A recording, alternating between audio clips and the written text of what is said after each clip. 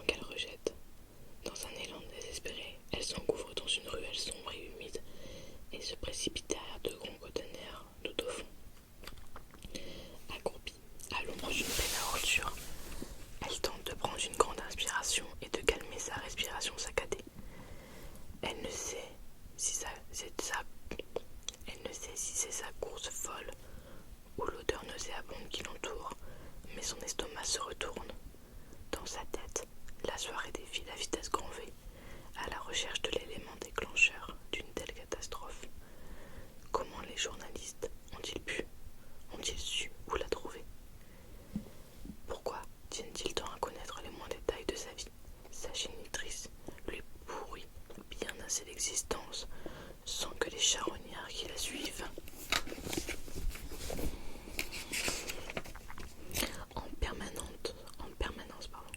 se mettent aussi à ses trousses, et surtout pas ce soir.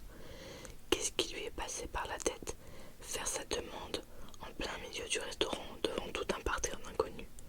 Les paparazzi n'en ont pas loupé une miette de ce désastre. Ils devaient passer une soirée agréable, prendre enfin du temps pour eux et se retrouver. Pas se faire mitrailler de toutes parts. Leur complicité s'étiole depuis quelques mois, mais elle en est certaine. Tant qu'il n'est pas assez sournois pour avoir sciemment prévenu la presse de leur présence, ça sent le coup monter maternel à plein nez. Les larmes perlent au coin de ses yeux. Cette soirée n'a été qu'une énorme catastrophe, sans parler de cette désagréable impression qui ne la quitte plus depuis qu'elle a trouvé refuge dans cette ruelle morbide. Elle va finir dans cet endroit terrifiant. Elle voit déjà les gros titres des journaux de demain matin. Cassiopée Montrouge, retrouvée morte dans une rue insalubre de Londres, overdose ou suicide. Les jambes engourdies par sa position inconfortable, ses talons aiguilles lui cisaillant les pieds et ses fins collants la protégeant à peine du froid glacial de cette fin du mois de novembre. Elle retient avec peine ses larmes de colère. Elle n'ose pas vérifier, mais l'humidité qui remonte le long de ses mollets via son manteau qui traîne sur le bitume souillé lui soulève de nouveau le cœur. Du haut de la main, elle efface ses larmes en reniflant. Un bruit inquiétant attire son attention. Elle n'est pas seule. Sur sa droite, une tête idiote apparaît de dessous des cartons, manquant la faire tomber à la renverse. La peur la paralyse et la fait trembler, alors qu'une vieille femme, au visage ridé et aux lèvres gercées, lui lance un regard noir. C'est mon spot ici, petite. Va te trouver un autre endroit à se gratter, paraguine-t-elle d'une voix pâteuse. Pardon, je ne savais pas. Elle se mord la joue, mal à l'aise. C'est la première fois qu'elle rencontre quelqu'un vivant dans une telle précarité. Je ne veux pas rester, mais j'ai besoin de me cacher pour échapper au paparazzi. Laisse-t-elle échapper dans un souffle. Ses dents se plantent une nouvelle fois dans sa joue, sous le regard acerbe de la femme. Qu'est-ce que j'en ai à faire des soucis de gosse de riche? Laisse-moi dormir en paix. Est-ce que je viens dans ta chambre quand tu dors la nuit, moi? Le ton sec et tranchant de la vieille dame glace la jeune femme. Sa gorge se serre. Elle n'est pas à sa place. Ce n'est pas nouveau. Elle n'a jamais été capable de faire comme tous ses amis. Dépenser sans compter. Passer ses journées à la plage ou devenir l'égérie d'une marque quelconque. Incapable également de correspondre aux attentes de sa mère. Sortir avec un acteur ou une actrice en devenir que tous les réalisateurs s'arrachent. Et maintenant, même incapable de laisser tranquille une sans-abri qui n'a rien demandé à personne. Tout serait plus simple si sa conscience ne lui avait pas soufflé de fuir, si un vent de liberté ne l'animait pas et que le désir de faire ses propres choix ne l'engageait pas sur ce chemin de rébellion. C'est ta première nuit dehors, petite. La voix éraillée de la vieille femme la sort de ses pensées. Elle s'est redressée et s'est adossée contre un monte de briques sointantes, tentant d'allumer un reste de cigarette. Le briquet n'émet que de faibles étincelles et refuse de fonctionner.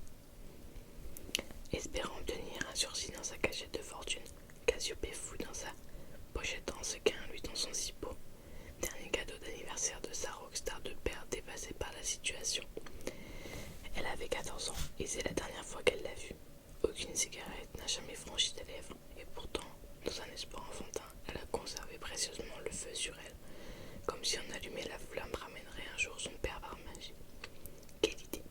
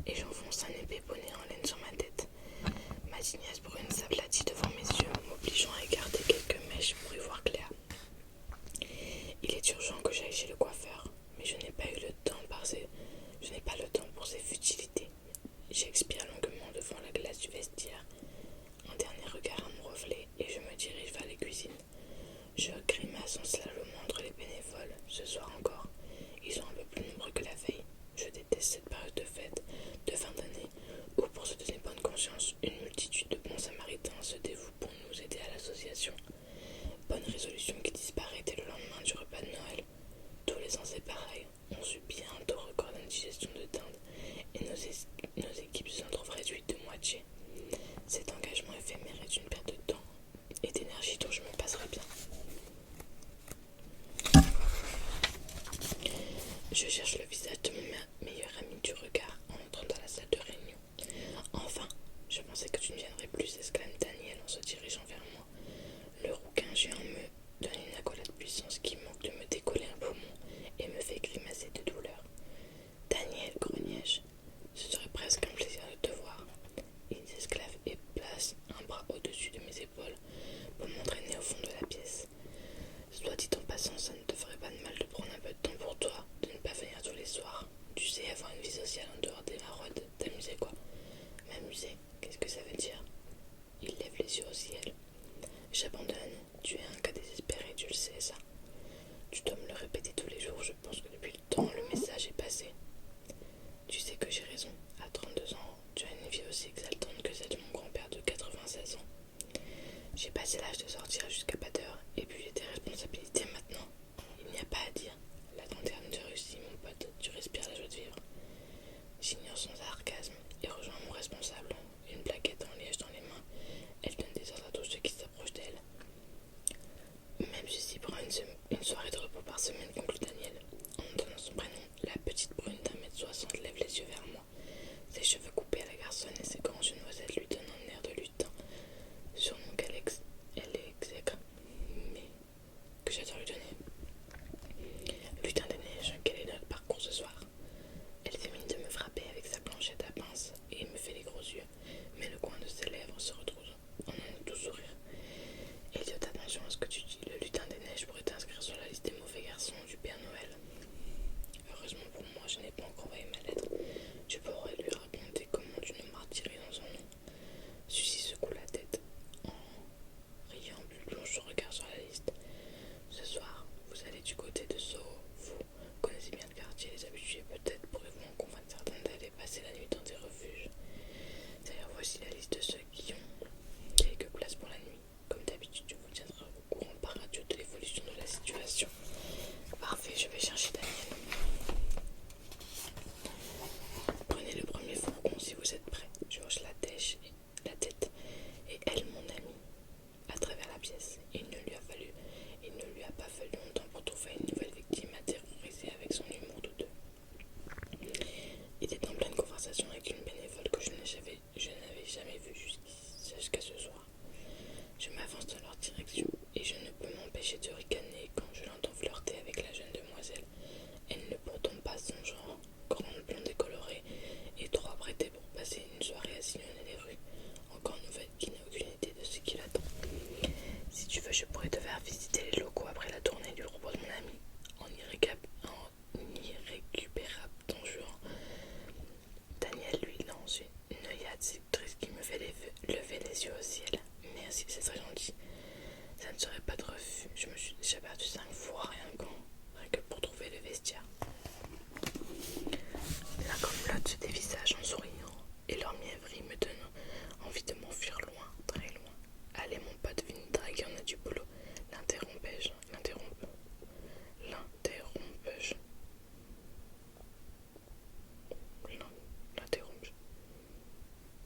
En posant une main sur mon épaule. Daniel me lance un regard noir, s'excuse auprès de la jeune femme qui m'emboîte le pas en bougonnant. Je vais demander à Suzy de me changer de binôme, tu me casses toujours tous mes coups. Râle-t-il en me pointant du doigt. Ce n'est pas parce que tu vis une vie de moine que je dois faire de même, conclut-il en claquant la portière. Qu'est-il arrivé à la petite trousse de la semaine dernière? Je croyais que c'était le grand amour. Il grogne en fixant la route devant nous, puis au bout de quelques secondes, il lâche le morceau. Elle est retournée avec son ex. L'amertume et la déception que je perçois dans son ton me font de la peine. Daniel est de ces hommes qui cherchent le grand amour chez toutes les femmes qu'il rencontre. Je me rappelle son premier béguin à l'école primaire. Elle s'appelait Charlie et avait 2 ans de plus que nous. Pourtant, ça ne l'a pas arrêté dans l'idée de lui écrire une lettre dans laquelle il lui avouait ses sentiments. La peste n'a rien trouvé de mieux que de la lire à haute voix en plein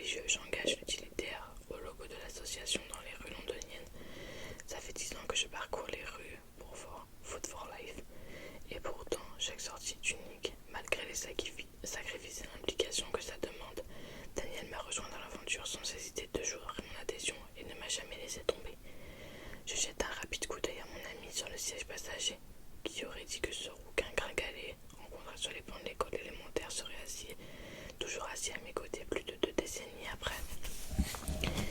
Et ta promotion s'en est où? Tentative peu subtile pour changer de sujet. Pas dupe, mon ami relève un sourcil narquois. Au point mort, je dois avoir un énième rendez-vous avec mon boss dans la semaine, mais à son stade je n'y crois plus, râle-t-il. Pourquoi restes-tu chez eux? Tu dis toi-même que c'est de l'exploitation. Parce que j'ai un loyer à payer et que je ne suis pas prêt de trouver un poste équivalent. Et ton projet de monter ta propre boîte? Le problème reste le même, je n'ai pas les fonds. C'est ce que chaque doigt. Si ce n'est que ça, tu sais que je peux te prêter de l'argent, tentais-je. Je le sens, se retire à ma gauche. Elliot, tu as beau être mon meilleur pote. Parfois j'ai l'impression que tu ne m'écoutes pas. Je veux y arriver pour moi-même et ne devoir rien à personne. Tu sais que c'est complètement ridicule comme réflexion. Vois ça comme le prêt d'une banque ou d'un investisseur quelconque. Non, il est hors de question que l'argent vienne se mettre entre nous. Je hausse un sourcil, je ne compte plus le nombre de fois où on a eu cette conversation. Sa réaction est toujours la même, pourtant je ne désespère pas qu'un jour il accepte mon aide. Je tourne sur St. Regent Street et ralentis. Nous arrivons à la limite du quartier de Soho. Daniel se redresse sur son siège et se penche vers sa vitre, attentive. Quartier populaire de jour avec toutes ses boutiques et ses théâtres. La nuit venue des rues cachent des sans-abri à qui on apporte des repas chauds et un peu de compagnie. Quelques mètres plus loin, je repère un monticule de carton formant un abri de fortune dans un renfoncement d'une devanture de magasin. Personne n'en vue, mais les années et ceux qui vivent notre nez m'ont appris à regarder plus loin que les apparences. Je me gare sur le trottoir, enclenche les warnings et descends du véhicule. Daniel sur mes talons, le froid humide de novembre me happe dès que je sors de l'habitacle. Bonsoir, nous faisons partie de l'aide alimentaire. Nous avons des plats chauds si ça vous intéresse, lançai-je.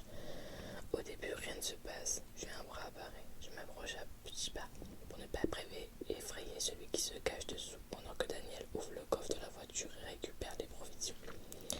Elliot, je souris en reconnaissant un de nos habitués. Patrick, je lui tends la main pour l'aider à se relever. Patrick, tu as changé de rue? Oui, pas mal de drogués venaient m'emmerder dans mon ancien spot. Ici, je suis un peu trop à découvert, mais au moins les gens qui passent préfèrent m'ignorer que de me chercher des noises. Il y a des places en refuge pour cette nuit si tu veux, lui propose Daniel, tout en lui tendant un sachet repas tout droit sorti de nos contenants isothermes. Si c'est pour qu'il me foute dehors dès demain matin, c'est hors de question, je préfère encore rester ici. Je lance un regard à Daniel pour qu'il demande à Suzy s'il y a une place dans sa refuge. Longue durée, c'est l'occasion jamais de le sortir de la rue. Tu es allé à tes rendez-vous avec l'assistante sociale? Patrick renifle avec un air de dédaigneux. J'ai arrêté de perdre mon temps. Il faut que je traverse toute la ville. Et à chaque fois, c'est le même refrain. Il me manque un papier pour mon dossier. Ou alors, je dois avoir un travail pour avoir un logement. Sauf que pour avoir un job, il me faut une adresse. Et ta famille ne peut pas t'aider, t'héberger quelque temps? Cette bande d'hypocrites. Hors de question que je leur demande quoi que ce soit. J'abandonne quand je remarque Daniel revenir vers nous, secouant la tête d'un air triste. Je serre les mâchoires débitées. Dès qu'une place se libère, on te fait signe, dit Daniel qui essaye de se faire rassurant. Nous savons pourtant tous les deux qu'avec l'hiver qui arrive, ce type d'opportunité se fera de plus en plus rare. On a des couvertures en stock si tu veux, lui proposai-je. Pour ça, je ne dis pas non, les gars. On ne peut pas dire que mes cartons humides soient très efficaces contre le froid. Je fouille dans le coffre de ma voiture à la recherche de vêtements secs et de couvertures propres que je lui donne. Déjà, Patrick se réinstalle avec sa gamelle à l'abri derrière ses cartons. On échange une poignée de main qui se veut reconnaissance de son côté et réconfortant d'une autre, et nous reprenons la route.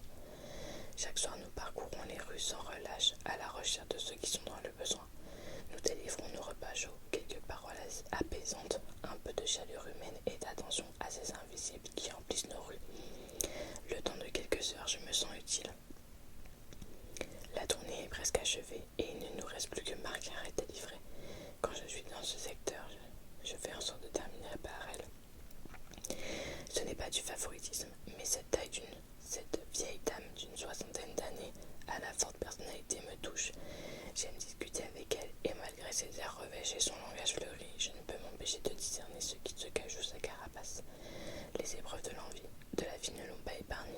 je ne désespère pas d'arriver à la sortir de la rue.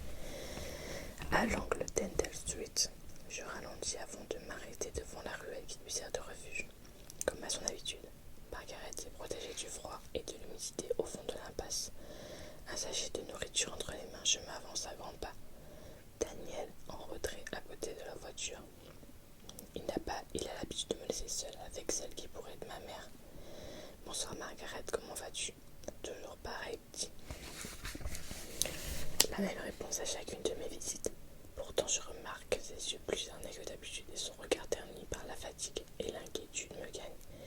Ce soir, c'est ton plat préféré.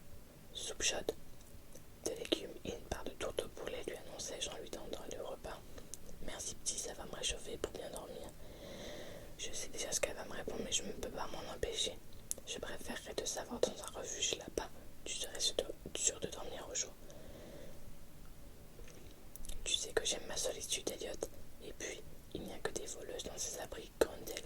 Je n'ai pas l'habitude, mais j'y tiens, alors ne remets pas ce sujet sur le tapis, veux-tu? Très bien, soufflai-je, exaspéré par son entêtement. Par contre, occupe-toi de la petite, elle ne va jamais survivre par ce froid, surtout pas dans sa tenue de princesse. De qui parle-t-elle? D'un signe de tête, elle me désigne le coin de la rue sur sa gauche. Je sursaute, surpris de ne pas avoir remarqué plus tôt qu'elle n'était pas seule. Un froissement dans la nuit me confirme qu'il y a bien quelqu'un caché pas loin. 3 pas me permettent d'apercevoir la silhouette d'une jeune femme terrée dans l'ombre d'une benne à ordures. Concentré sur Margaret, je n'ai pas prêté attention à ce qui m'entourait. Et si ma tête de mue préférée n'avait pas vendu la mèche, j'aurais pu partir sans voir la jeune femme. J'avance en douceur pour ne pas l'effrayer, et quand enfin je la discerne, je manque de laisser échapper un hoquet de surprise. Bon, du coup je vais terminer cette vidéo ici. Pour le chapitre 1, si ça vous plaît, je vous ferai une partie 2 avec peut-être le chapitre 2 et 3, comme là on a eu le prologue. J'espère que vous aimez bien la lumière avec la ring light, malgré le fait qu'il y a le reflet dans mes lunettes. Et moi en tout cas j'ai aimé la filmer, et en plus le livre je l'ai jamais lu, donc en soi c'est cool. En tout cas j'espère que la vidéo vous plaira et que le nouveau rythme de 2 vidéos par semaine vous plaît également. En tout cas je vous remercie d'avoir regardé cette vidéo, et si elle vous a plu, n'hésitez pas à vous abonner et à liker la vidéo, ça me ferait super plaisir. Je vous fais de gros bisous et je vous dis à samedi pour une nouvelle vidéo.